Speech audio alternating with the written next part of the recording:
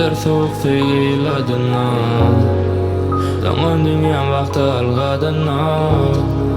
İki yüzlülük namus bilena Üçüncü yüz Hudaydan sen haberim yok Göryen zadımdan yazdım sözleri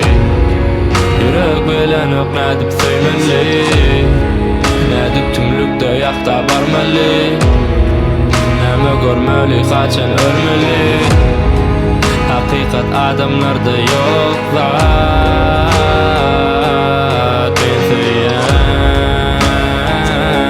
yürek ölyen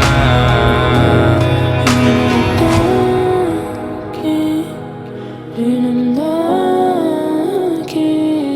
duygular yani bende Onlar işte bir bende Sen yok benimle bir gece kalar Menne şu günne etti